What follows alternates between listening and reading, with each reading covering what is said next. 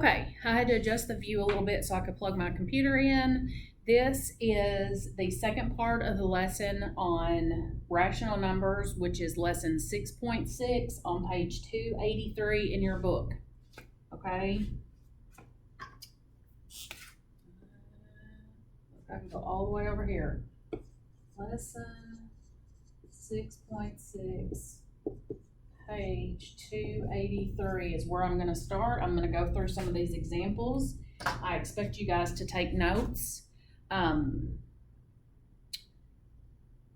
Your notes should look just like you're in class, okay? Because you're going to need to go back and make sure you understand stuff. The beauty of the videos, though, is that you can go back and watch them again, or you can pause after I write down something so you can keep caught up. There's no reason to not take notes on these, and when we come back to school, I'm going to be making sure that you do. So take notes. I'm going to start with example 2 on page 283. Okay. It says to order -1, -1.6, 2/5, -1 1/4, and -3/8 from least to greatest. And they use a number line to do this. -1, -1.6, 2/5, -1 1/4, and -3/8 on a number line. Okay. You can also use a number line. I'm going to go -1, -2, +1, +2. Okay, I've got 1, 2, 3, 4 negative numbers and 1 positive number. So I can go ahead and graph this 2/5 right here. It's positive.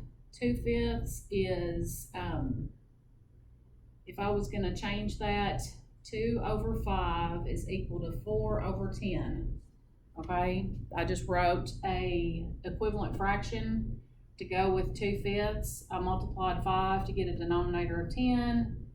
Multiplied it by 2. I have to multiply the 2 by 2 to get 4, and I can write that as 0.4. Okay.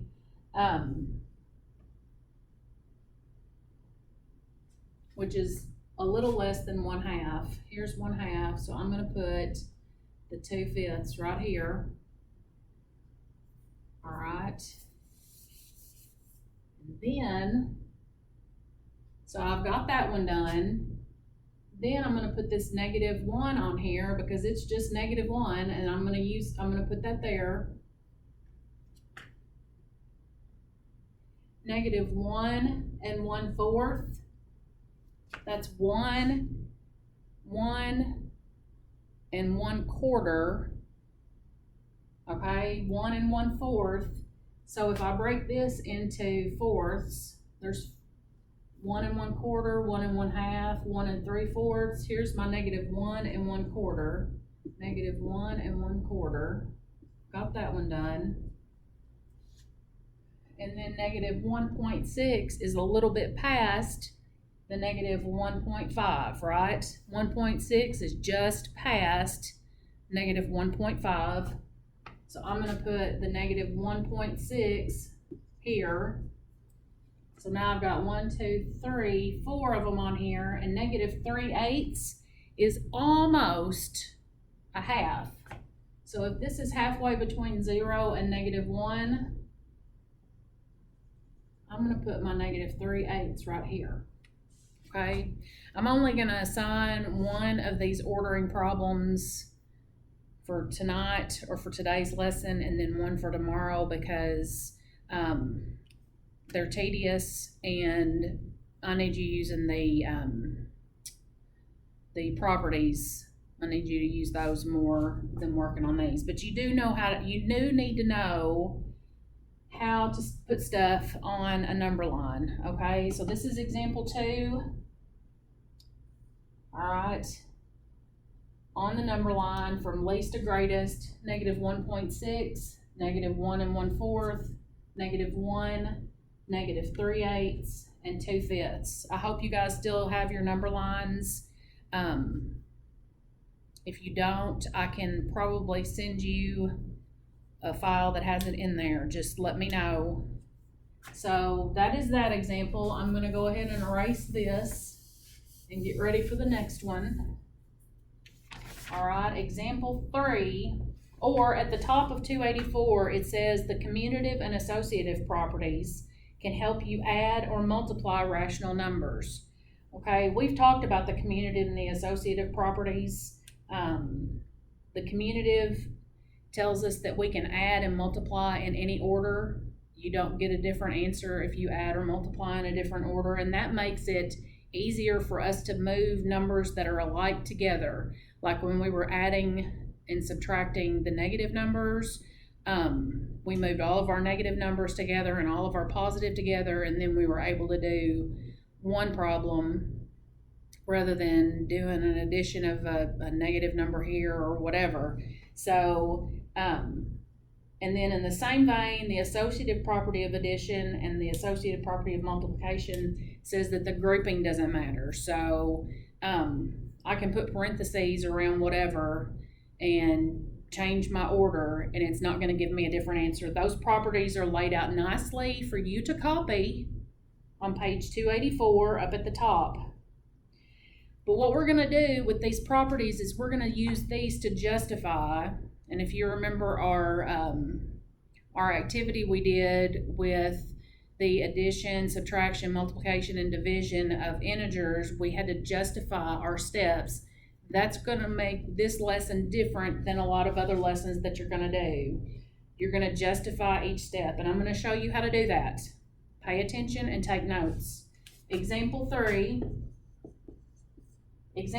says to evaluate the expression and justify each step you take. Negative 10.6 plus 3 plus negative 4.4. There's my problem, okay? I am going to move, I've got a crook in my neck. I'm going to move this 10.6 and this 4.4 together because they're both negative. Okay, so the first thing I'm going to do is do the negative 10.6 plus negative 4.4, and I can't forget about my 3. So here's my justification. The first thing I did was I used the commutative property of addition. Okay, and you can, oh my goodness, I'm having the hardest time today. You can abbreviate, you can say CPA for that one. I use the commutative property of addition to move stuff around, okay? In the book, they take these two and they add them together, which is the associative property of addition, APA. They group them together. And I know that 10.6 and 4.4, if I've got two numbers that are alike, they have the same sign, I add them together and give them the common sign. And I add these and I get 15. 15.0 plus 3. Oh, and this is still negative. If I add two numbers that are negative, I add them together and I give them that common sign. Now I can use, this step will be addition, and I've got different signs.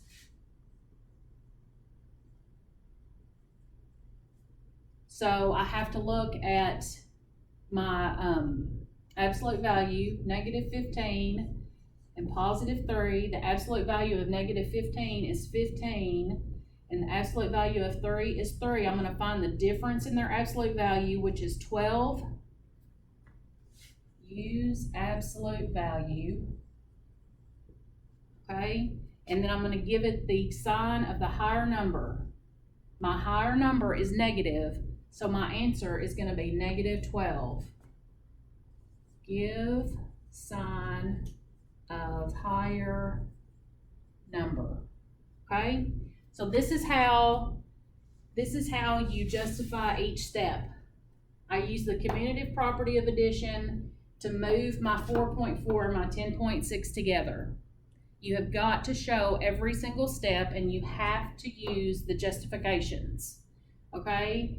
They went the extra step of actually grouping these two together, all right? They added two numbers that have the same sign, which gives me the negative 15 plus 3.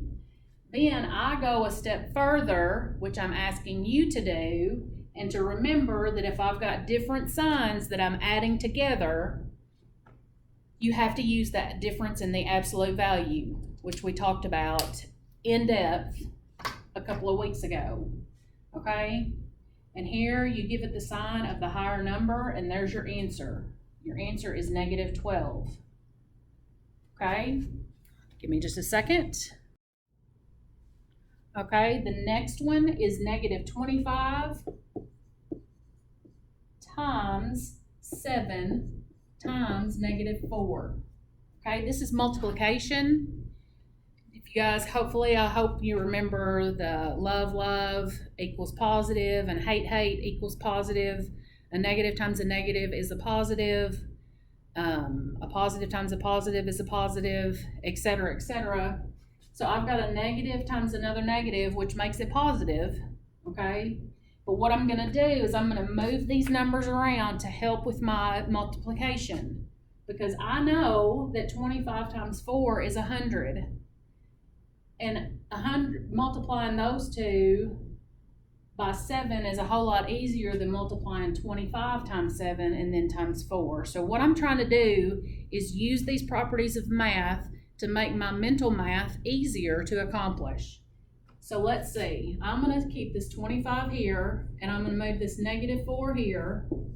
And what I've just done is I've changed the grouping, or I've changed the order, which is the commutative property of multiplication, or CPM.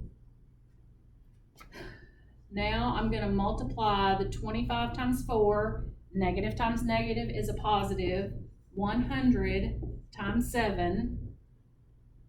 Okay, in the book they put a bracket around here, which makes it the associative property, which is the grouping. I skipped that, and then I'm just going to use simple multiplication to know that my answer is 700.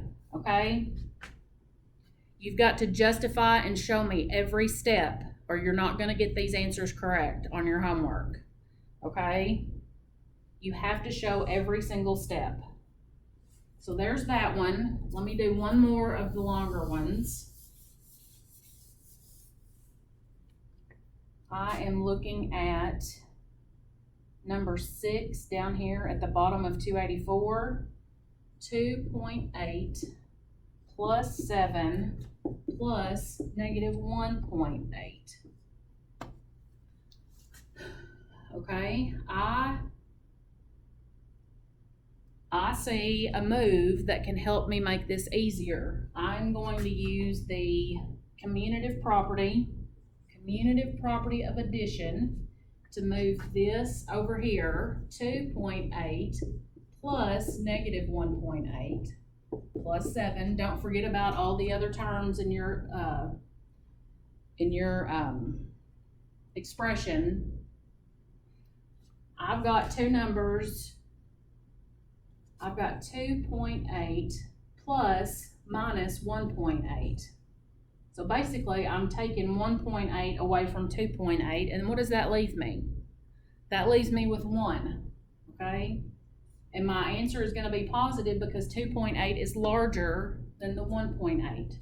So I'm left with 1.0.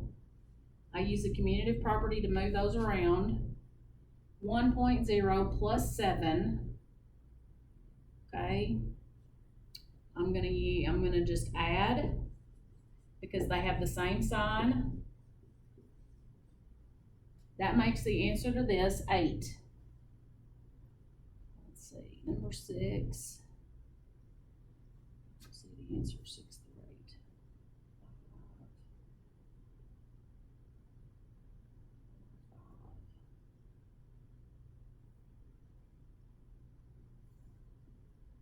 8. Okay. So there's that one. Hopefully you don't have any other questions. This is going to be the example that you follow for number 22 or 23 through 27. Okay. It says in the instructions to justify every step that you take. All right, let's look at the last example. Example 4 on page 285. Example 4, using inverse and identity properties. Example 4, 2/3 plus 7/10 plus -2/3. Okay? Now, if you remember last chapter, in order to add fractions or subtract fractions, they have to have a common denominator. However, if you know your properties, you will notice that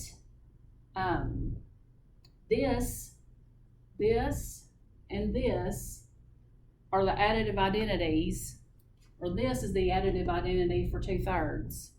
Okay, so my first step is going to be the commutative property. I'm going to move those together. 2/3 plus -2/3 plus 7/10. Okay, I'm going to combine these two because they are the, oh, those are not inverse. Additive inverse. They are the additive inverse. The inverse property of addition. This is the additive inverse, ADDITIVE, additive inverse. Okay, those two numbers have to add up to 0. When I have 2/3 on the number line and I add -2/3, I get 0. So when I combine these two together, I get 0 plus 7/10. Okay, these are the additive inverse. My answer is 7/10. Okay, because 0 plus this number, this is the identity property of addition, because I was adding 0 to this number. Okay, you guys need to study each one of these examples in your book very closely when you're doing your homework. Before you start, you need to justify each step, every single step, okay? Because you're being graded on the justification as much as you are on whether or not you got the answer correct. On these questions, on this test, if it tells you to justify, it's as important as if you're getting the right or wrong answer. Okay, just like in the next section when we're going to talk about the distributive property, you may think it's easier to do it a different way. If it's asking you to do the distributive property, you're going to do the distributive property or you're going to get the wrong answer because you've got to follow directions. On these, you have to follow the directions and justify. Okay, let me do one more. No, I'm not going to do one more because this is almost 28 minutes long.